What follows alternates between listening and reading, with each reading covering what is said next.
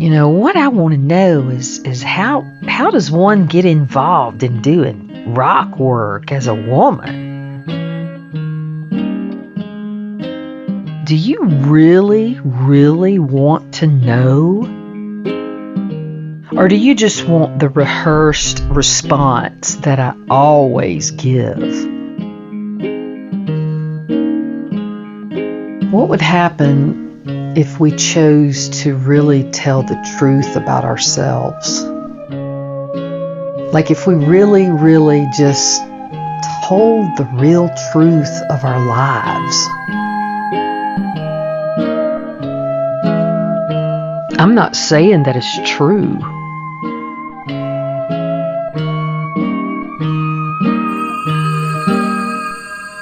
I'm saying that it's my truth. You're listening to Hammered. My first day of school, I was really, really nervous. And my teacher's name was Miss Peterson, and she had this black beehive hairdo, and she wore these earrings that looked like orange bubble gum hanging off like a gold kind of wire. And she kind of scared me, and she had white lipstick, like white frosted lipstick and kind of white frosted eyeshadow. She looked like one of those go-go dancers, kind of like you've seen on TV, like in the 60s. And right when I saw her, I started crying, and not like out loud, but like I had a lump in my throat, and I was real nervous and scared. And so after about a week, the teachers kind of had this conference with my mother, and they ended up putting me out in this trailer behind the school.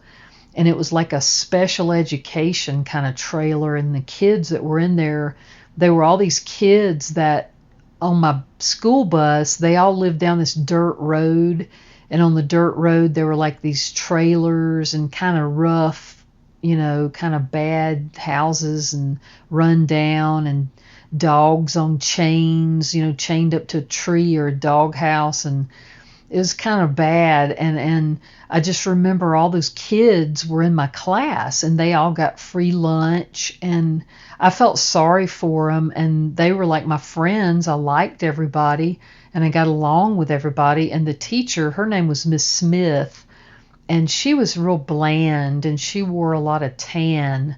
It seemed like every dress she had was kind of either brown or tan, and her hair was just sort of mousy brown. Everything about her was sort of brownish, and she just wasn't real exciting. That other lady, I think, was too exciting, so it scared me, but this lady was kind of boring, but I felt more comfortable there. And so I would finish my work real fast, and she would say, well, Jill, why don't you just go in the back of the trailer and you can play store? And there was a Maxwell House can, and it had like a little cut on the top of the lid that we had this fake change. And so when the other kids would finish their work, they could come back there and act like they were buying pencils or something, and I'd have to like get their money and give them their little pencil, and it was kind of stupid. But it was kind of like they thought I was stupid, I think. And so after, I don't know, maybe a month or so, it seemed like they had another little get together, and they put me back into this other classroom with the regular, where I started out. And so I started checking out books in the library that were probably for older kids. And our school was 1 through 7, 1st through 7th grade. And the librarian, her name was Miss Sanders, and she had like one of those kind of hands that was like curled up, and she would carry the books like under that arm with that curled up hand, and then she would like, use her other hand to do the, the filing and stuff with those library cards. But I would check these books out, and when I would get up there to check them out, she'd look at me and say, these are for the older kids. And I'd say, I don't care. And she says, but you can't read these. And I said, I don't care. And so she would go ahead and let me check them out, but they were on the Renaissance, and it was Michelangelo and Leonardo da Vinci and a lot of the artists and paintings and sculptures and things like that. And I was just really excited. I couldn't wait to get those books home and just look at all the pictures. And so after some time, I realized I really loved painting, and my grandmother had given me a paint by number set, little fake oil paints and stuff like that. And so finally I saved up a little money, and I got me a sketchbook and my own watercolors and some paintbrushes. And on Sundays I would sit up at the counter and I would paint things, pictures, and I remember painting the Godfather and Son. It was Marlon Brando and James Caan, and they're wearing their suits, and I painted, still life kind of fruit bowl things, and I don't know, I think I was just trying to be an artist, and I kept on at it. And then one Sunday afternoon, my mother came in with a laundry basket full of laundry, and she was in a real bad mood, and she walked by me, and she was probably mad just because I was sitting there doing something that wasn't task oriented. But she said, well, I don't know why you keep messing around with that, because you wouldn't make any money until after you die anyway. And I tell you what, that struck a chord in me, and I slammed that thing shut, and I threw the watercolor paints in the trash, and I went to the basement door, and I opened the door, and I flung that sketchbook down the steps. I remember seeing it looked like it had wings, like it was flapping and flying all the pages, and I just let it go. And so after that, I was still love art at school. It was one of my favorite classes, and art and PE, but PE was kind of stupid because all we did was just play. But I really loved art, and I had this teacher in the 9th grade that kind of took a liking to me, and one day she came to me and she said, Jill, do you mind if I enter your painting in the county art show? I said, I don't care. And I had painted this woman.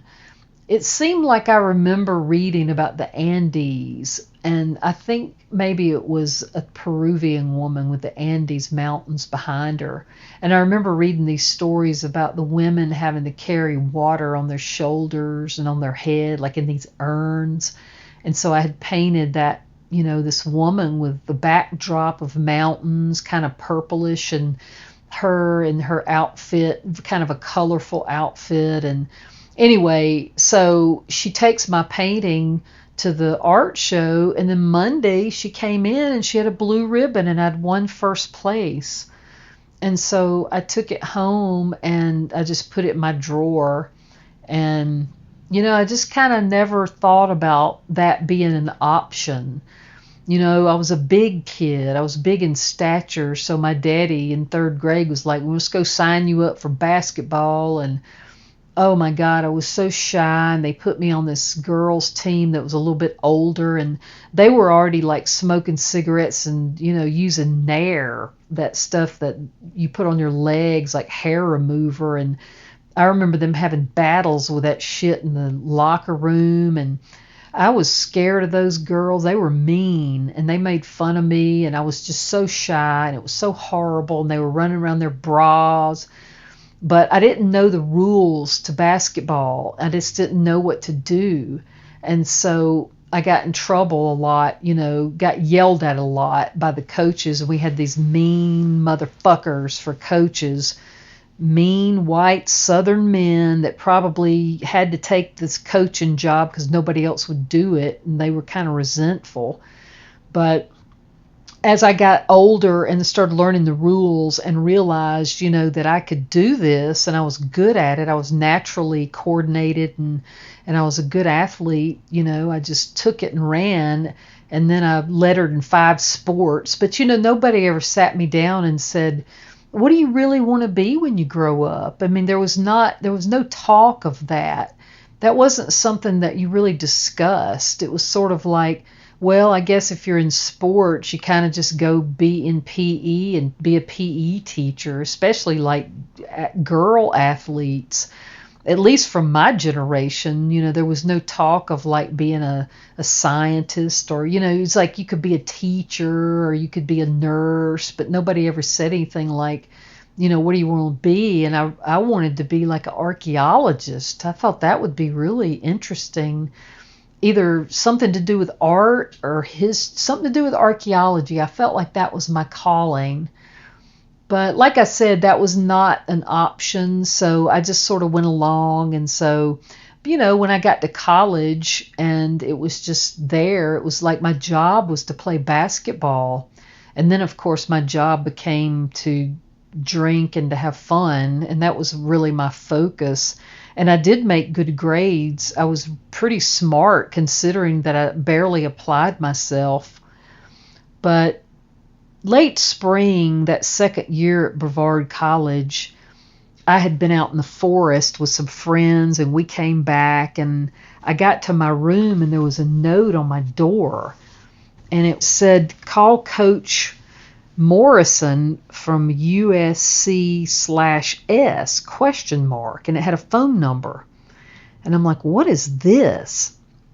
So I called this woman, and she said, "I'd like you to come down and try out for our basketball team." Now, at this point, I had tried out on spring break. I'd gone down to Florida, and I tried out for Stetson University. And I also went to Shorter College, which was near Rome, Georgia, again, trying to be closer to Berry College. And I also tried out at a place called Rollins College in Orlando, Florida. Well, Rollins College was like a rich kid college, and they had, like skiing and all these water sports, and it was on Lake Virginia. It was this really beautiful, like Spanish villas for dorms, and they offered me like a little piddly $1,000 scholarship or something. And then Stetson, I think they gave me like a little bit of an offer, but it wasn't really enough to make it feasible for me. And so I was sort of just in limbo, not knowing what I was going to do. And so I had gotten this call, and it was like, wow, okay, well, I never even heard of them. So I take my friend Cindy down there, and she was a funny girl. She was from Vero Beach, Florida, and I just loved her. She was a straight girl, and she drank a lot, but she loved rodeo and Eddie Rabbit. God, I couldn't stand Eddie Rabbit. She talked about him all the time. But anyway, I said, will you go down there with me? She said, yeah. So we went down, and I tried out, and I did pretty good. And so the coach was a woman, and she seemed pretty cool. And she said, okay. She said, well, I'd like to offer you a scholarship. And she said, you'll get an apartment, and you'll get 3 meals a day in a restaurant, and all your books are paid for. And it was a full ride. And I would have been crazy not to do it, And she said, but I want you to go home this summer, and I want you to cut that hair off and lose that beer fat. And boy, that really hurt my ego. God.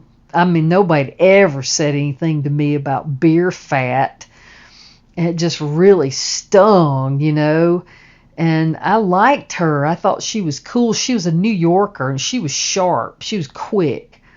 So I went home for the summer, and my daddy got me another job at Kodak. They had a program in the summertime for kids that were in college, and they had a pretty good pay wage. And I had to work in the warehouse and, pack film and cameras and boxes. And looking back on it, it was really a good opportunity. But of course, all the college kids, we were bitching the whole time because we just wanted to have fun and party. And so there was this girl behind me, and she was probably one of the prettiest people I'd ever seen in my entire life. I couldn't hardly even look at her. And like when I would turn around, when I was like packing boxes and stuff, I would turn around and she was in her packing station, and I would be so scared that she'd see me look at her. So I'd just keep looking down and everything. And so at lunch, at break, we kind of talked a little bit. But my routine would be to get up, because I had to be there very early. I'd get up at 5 a.m, and I would take a Black Beauty. I'd take a hit of speed. I'd drink black coffee, and I'd have 1 piece of toast, and then go to work. And then we'd have a break around 10 o'clock. Well, I'd go and get a Tab, which is before Diet Coke, and I'd drink a Tab and take another hit of speed. Well, then at lunch, I would go running, and I'd run about 6 miles. There was a big loop around the Kodak building and all the way out on Peachtree Industrial. and then come back from that run and drink another tab. Well, then after work, I would stop at this fitness center that my mother had a membership at, and I got all these passes. She got me a pass. It was called My Fair Lady, oh Lord, and it was for women only. And they had like little wimpy weight sets. But the thing was you could still work out because you could do a lot of reps, and it was doable. And they had steam and sauna. Well, my mother was not talking to me at all. And so she would totally pass me at the health club and not even speak to me, not even look at me. It was like she didn't know me. And that would hurt me so bad. And I would just think, God, if these women all knew that you were my mother. But I wouldn't say anything. And then I would go home after that, and I would make a salad and eat that, and then go run 7 to 10 miles that night.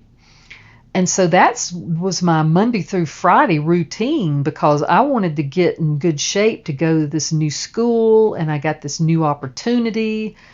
And so that girl that worked behind me, she was a tennis player at University of Georgia. Her name was Tracy. And so one day she said, "Hey, do you mind if I go run with you?" And I said, "No, come on." And so we started running together. And that was back when there were these shorts. They were called dolphin shorts, and they were super short, and they had like stripes, and they were really cool running shorts. And we both had just the best legs on the planet, long legs. And so we'd run, and we'd get a lot of whistles and stuff, and we would run, and then we would come back toward Kodak. Well, my daddy and all his Kodak buddies and their ties and their work, their outfits, they'd come out on the stoop. When we would take the turn at the telephone post, we would kick it and come in as fast as we could. And my daddy'd be yelling, "Go, Curly, go, Curly." And I would beat that girl every time. And just, because see, I had this thing in me. I had this thing in me that I could tap into, this rage that I could just draw from it, and I could just go. Well, every day, we would do this, and we were good sports, and it wasn't a big competition or anything like that. And so, toward the end of the summer, we were running, and it was going to be maybe even our last day or so. And I remember at that last point, I just let her go, and I let her win. And then she turned around, looked at me, and we were walking around. She goes, "You totally let me win." I said, "No, I didn't." And we laughed. But at night, I would get hungry, and I would be like, "Oh, I'm so hungry." I couldn't stand it. And so I would like sneak out of the front door, because my bedroom was in our old living room. We had added onto the house and turned the living room into my bedroom. And I would sneak out of the front door, and we had a gas lantern in our front yard, and I was afraid my brother would see my shadow, and he was kind of a tattletale. And so he was older than me too, but he just didn't like me. We had gotten in a bad situation early on, so we didn't like each other too much. But I would crawl like on the ground, and then once I got out of sight that there were no shadows, I'd take off running. I'd run down the street, and I had this childhood friend, and her name was Robin, and she looked like that little boy on that show called Gentle Ben.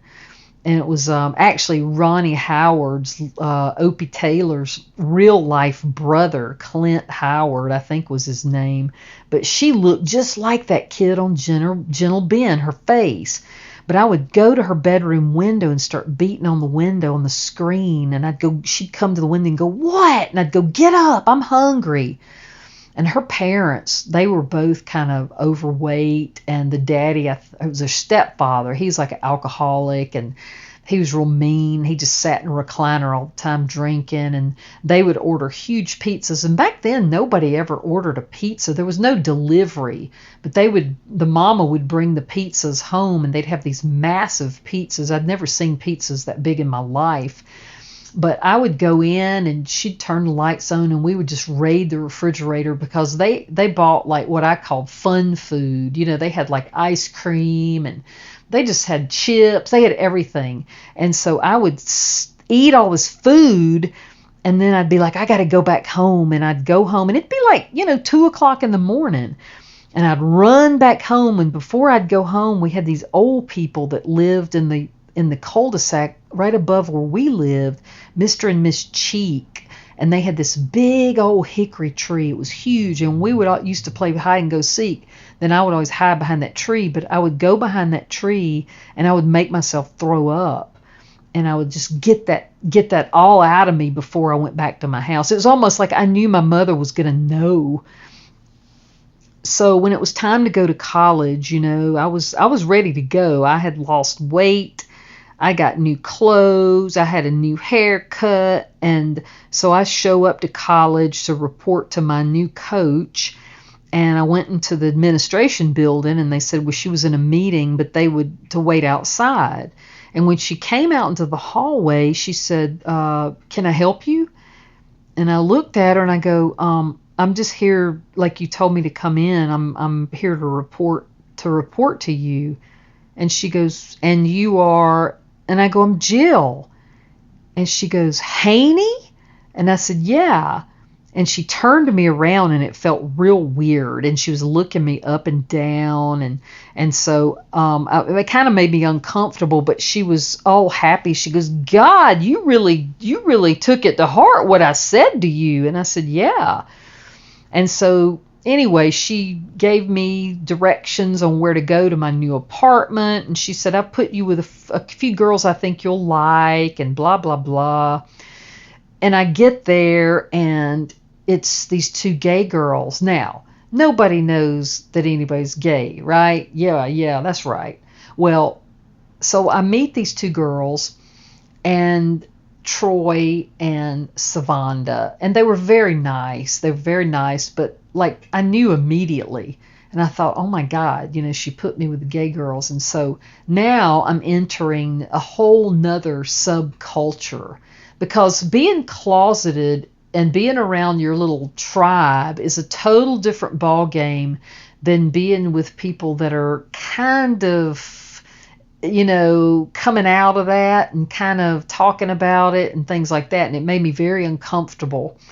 And so I had put my pictures in my room, and I had a picture of Tammy up on the wall and that same black and white photo. And so one night I heard them talking out in the living room, and they were saying like, you tell her. Well, I'm not going to tell her. You tell her. You ask her. I'm not going to ask her. And I was like, oh no. And I was in my bedroom, and I was thinking, oh no, they're going to talk to me. And so they called me out there, and I came out and I sat down with them, and they go, listen, there's something we want to talk to you about. And I go, okay. And they go, well, we're not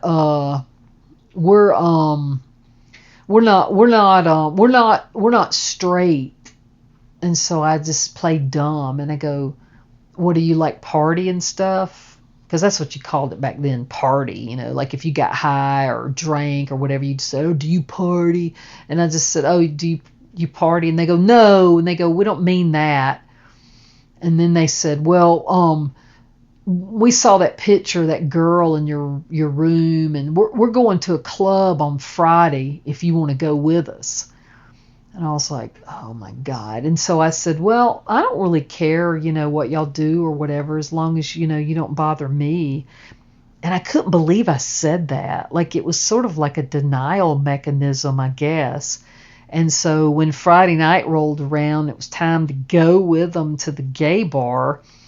Of course, I got in the car with them, and here we go. And so it became a big thing, It was like a whole nother world, because now walking into gay clubs with all these women, and there were all these sports people there, it'd be like all different sports teams and girls, and so, but I would play it cool. I never talked to anybody, but then I would end up having people talk to me, and they'd get almost kind of jealous. It reminded me of like a pack of teenage boys. It was very interesting to study the behavior, because I was a very observant person. I really paid attention, and I paid attention to my surroundings. And so it wasn't like I wasn't really having a great time with all of that. It was just sort of like what I was doing because I thought that's what I had to do. And so then, the drinking starts up and we're just getting drunker and drunker and drunker. And then Quaaludes hit the scene. And, you're thinking you got all these athletes, but I mean, everybody was doing it. It wasn't like, the only people that basically weren't doing it were the African American girls that lived downstairs. There were about 5 girls that lived downstairs, and they were a blast. I used to go down with them and listen to music and hang out, but they didn't drink and smoke and do all that. They were pretty straight-laced, but we would go on our bus trips, and I was really starting to take a liking to my coach, which wasn't good because, she was 40-something and I'm what, I don't even know how old you are at that point being a junior, but I would just sort of try to be cool, and I was still doing well and running and in shape, and so they made me the captain of the team, and I was doing well, and then I got hurt, and I hurt my knee, and so I had to have knee surgery, and it was right before the ending of the first semester, and she said, my coach took me to the hospital, and it was on my birthday. And she drove a little MG midget, kind of like my cousin Mike Hamilton, which was kind of weird. It was forest green, just like his. And I had such long legs, but I was able to get in there and get out. And she picked me up from the hospital. And she was very kind because my parents didn't come up, and I didn't really have anybody to take care of me or anything. And she took me back to the apartment and got me set up and everything. And then she had to go on to practice. Well, I kept sitting there, and she left me some pineapple juice and some cookies or something. I don't know, but I kept feeling something weird, like something was happening to my leg, and I put my hand behind my leg, and all this blood, I pulled out my hand. There was just blood all over the couch, and this cast thing that I had over my leg was completely soaked in blood. And so I called up at the gym, and this girl named Clara answered, and she was like the manager. And I said, hey, I think I got a problem with my knee. I said, I'm bleeding real bad. And so she put the coach on the phone, and she said, well, okay, we'll be there. And so instead of bringing the MG midget, they brought Clara's car, which was like a 1969 Chevrolet Impala with huge wheels and mags, and it was hilarious, and vinyl seats, white vinyl seats. It was jacked up. It was hilarious, and they had to put me in that car, and I was about to pass out because I'd lost so much blood, and got me back to the hospital, and the doctor had forgotten to stitch up one of these holes in my knee. And so anyway, they took care of all that. And so during that time, my coach, I think when you're so wounded and you're so hungry for affection or attention, I think, when anybody gives you just a little bit of that, you automatically start liking them or having a crush on them. I don't know. And so I would go over to her apartment and take a 6-pack, and she'd go, Haynie, what are you doing here? And I'd go, well, I just thought I'd come over and hang out. And she let me in, and we'd go and just sit and talk. And I really just wanted her to talk to me. I just wanted somebody to talk to me about this lifestyle, because I didn't want to hang out with the wild drunk girls every night and play quarters and then all end up together. It was like real incestuous, and I didn't want to be like that. I wanted to have like a real life, and I wanted to have like a real relationship. And of course, I kept trying to be straight. I kept trying to, be with guys and all of that, and it just wasn't working out. So the second semester, I came back, and, I had got my knee back in shape. Well, there were these 2 girls that came. They walked on. They didn't get scholarships, and they were from Atlanta. And they were super cool. I really liked them just from the minute I met them. And one of them drove a Porsche. She had one of those Porsche Targas, one of those cool silver and black Porsches. And I was like, who are they? And, I just thought they were these like really, rich kind of cool girls from the big city. And I thought, I'm going to hang out with them, and they're straight and they're not in all this gay shit. And I'll just hang out with them and party with them, and that'll be fun, and maybe it'll keep me out of trouble and everything. And so we all started kind of hanging around. And so one night we had been watching MTV, because MTV was like the thing, it would just come out and it was just what everybody did. And both of these girls were super attractive, very, very pretty. Like I said, it was like, why does the universe keep sending all these like gorgeous, physically gorgeous people? And so I was attracted to both of them, but I'm not going to say a damn word about that. I was really just going to cut that shit out, and just hang out with them. Well, this one night, one of them, Karen, she passed out, and so it was just Ann and I just sitting there watching MTV, and I was in the floor and she was sitting behind me, and we were watching Stevie Nicks. It was the video Gypsy. I'll never forget it. And all of a sudden, I felt her like touch my shoulder and my hair. And I was sitting there and I just couldn't believe that this person was touching me. And I was having a heart attack. Like I didn't know what to do, because it really confused me, because I did not think that they were gay. And it wasn't on my radar at all to even think that way. And so before I know it, I'm kind of having this SE, that's what I called it for code, sexual encounter with her. And it starts an entire, whirlwind of here we go again. And oh my God. So she and I would kind of go off and be by ourselves. Well, the other girl was very upset about this, and she was sort of picking up a clue that this wasn't just a friend thing. And so she began to kind of follow us, and one day, she came up and she was drunk, and she had sort of figured it out. Well, this was not good. And then Ann finally told me that they had been together since they were 15 years old. And I was like, holy shit, what? Like it really, really blew my mind. And so now here I am with both of them. And it was one of those things. It was like, well, Karen was like, if you can't beat them, join them. So now there's us three, and we're sort of having this crazy relationship between the three of us. And one morning I wake up and there's a knife in the headboard above my head. And so I think it was time to move on. But Ann and I left college and went back to Atlanta to sort of get away from the whole scene.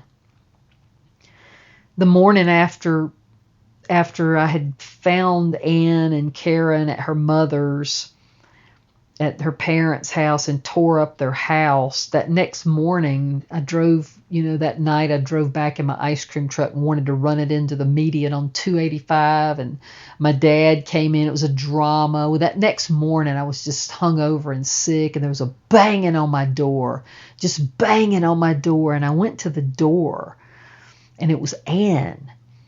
And when I opened the door, she came in and she pushed me across my dad's apartment and started pushing me. And she started knocking things off the table and knocking things off the wall. And she said, I'm going to fuck this place up. I'm going to mess up your dad's apartment. And I was like, stop, stop, stop. And so I grabbed her. And when I grabbed her, because I was very strong, to stop her from all this craziness, it was this real volatile relationship. It was this love-hate. It was this sexually charged, passionate bullshit. And it would turn into a total sexual encounter. And it was this kind of thing where it was like, you can't even like unzip your skin enough. It's like you can't get this person close enough. And it was making me sicker and sicker and sicker, because I was obsessed with this person and I could not stop it. And it was dangerous for me. It was just a dangerous time. And I didn't care. I didn't give a fuck. I didn't give a shit.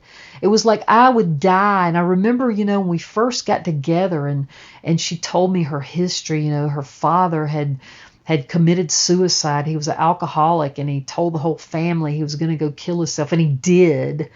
And, and so I'd share my stuff, and we would share our trauma and our drama. And I remember her putting her dad's necklace around my neck. And I remember this night of just being like, I'll be with you till I die, and I'd seen all these movies and I'd seen all this. So, but I just didn't have role models on how you have relationships. Plus you mix in the drugs, you mix in the alcohol and drugs, then it's not going to turn out very well. And so I just could not get over this person. So I would just keep looking for her and trying to get that longing, that attention that I could never get. So in my ice cream truck, there I was, just still going in uncharted territory. I'd go down to the Atlanta Braves games and other big events, and I would sneak around, and, I was always on the lookout for the South Side vans because I didn't want to get spotted. But I would sell and sell and sell, and then, it would kind of like be the quick way. It was like the quick, easy way instead of having to go on these long-ass days. And my nights were starting to really get consumed with Allison and Lisa and Bill, and then we were still going over to Blind Doug's house, the Grateful Dead guitar player, and his sidekick Lee. And that Lee guy, he was real weird. He had like real straight, greasy hair, kind of like a fifth grader, like just bangs. And he had this he had real big hips for a boy or a guy. And he had like a real big butt. And it was very weird because his body was not in proportion with the rest of his self. But they were kind of a weird duo, but I would hang out with them. And now I'm starting to kind of get it that Allison's dealing cocaine. And I meet her head honcho dealer, I guess above her. And he was this preppy guy, and he drove like a Mercedes. And he's a white guy, but he wore like real preppy clothes, like preppy pink shirts and plaid, like he'd been at the fucking golf course or something. He thought he was real cool, and he'd come in his car and they'd like talk, out in the parking lot. And his name was Tommy. And so then Lisa and I knew that there was this energetic connection with her, and I really was afraid of her mainly because of Allison. And so Lisa and I had kind of started this behind the scenes energetic exchange, I guess you would call it. I know that this is not going to be good, and I know that. But it's like one huge line of cocaine being laid out in front of me, and I want it. So I start meeting her and going to bars like early before the ice cream hours end. So she would meet me at these clubs, and we'd park in these really weird places so nobody could see the vans. And then we would hang out in the bars, in the 5 o'clock in the afternoon and talk these deep conversations. And I remember this one bartender's name was Cass, and she was kind of this cool woman, and kind of a New Yorker. She didn't say a whole lot. And it's always funny, like bartenders, how they have this personality and people look up to them. But I think she kind of felt sorry for me. I think she knew that I was a bad alcoholic, and she would sort of say little things to me like, baby, now slow down, baby, take it easy. And then there was this other 6'5", big old tall Cindy, and she was kind of mean, and she had this kind of blonde, straight, short hair, and she didn't like me, but she'd tolerate me. See, because they wanted those tips. And I was a big tipper because, hey, yeah, I got the ice cream money. Yeah, let's just tip. And that way they'll keep giving you the shit. and you'll keep getting what you need. And so it's a catch-22. I mean, it's a win-win for everybody, right? And so, but we would sit in there and we would have like this time and talk. And so the more Lisa starts telling me, it's more like she's like a hostage, you know. And she's living with Allison. They've been together since, you know, freshman and in high school. And they just are inseparable. And the drugs are really the connection. It was like, you know, if you do cocaine and you've got a dealer as your girlfriend, then I guess you're going to stay with her. And so we would kind of hang out there and talk, and, you know, and I took this whole like rescuer type role because I felt sorry for her, you know, because I knew Allison was kind of mean and weird, and Lisa had this really bad scar on her leg, and she'd always wear these really short blue jean shorts, and she had this horrible scar. And I remember one night saying, "What happened to your leg?" And she said, "Oh, it's a shark bite." And she laughed. And I said, And she goes, "No, it is." And she was lying, and I knew she was. She never would tell me what that big scar was. And so I was always wanting to know, of course, but she'd never tell me. But, you know, then we started going with Bill to this other bar. And, you know, Bill's using a lot of cocaine now because he's got the friend Allison dealing it to him. And so he would invite us. He'd go, "Y'all come with me to this bar on Winters Chapel Road called Scrooges. It's really cool. It's just low key." And the bartender, you know, the bartender, she was involved with this famous band that was from Atlanta. And they were a rhythm and blues band that were pretty famous. And so she was somehow connected to them, but she was also dealing cocaine from behind the bar. She was a redhead, another beauty, you know, and kind of sharp, kind of sarcastic, but funny. And so we would hang out there. And so this one night we were leaving and everybody was sort of dispersing. And so Lisa would leave with Allison, and, you know, we had maybe even had our little escapade, I don't know. But Bill, he ran out to my ice cream truck and he said, let's get in your truck, let's get in your van, hurry. And we got in the van, and he pulls out a syringe and a bag of Coke.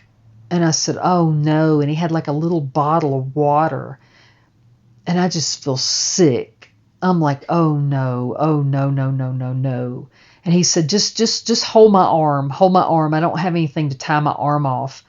And he's acting real weird, you know. And so I held his arm, and I was just really, really cringing, and I didn't want to watch, you know. And I turned my head, and he shot up, and he said, "You can let go now." And I let go, and he kind of got all his stuff together, and he goes, "Oh, I got to go now. And he gets out, and he goes into the night on foot. And now I'm really struggling. I'm really struggling internally because this is getting too dark. I've got to get away from here. I have got to get away from all of this. I am so addicted to all of it. The alcohol, the drugs, the sex, the bars. Nothing's working. I've got to get out of here, and I don't know how to get out of here." And darkness has become normal to me.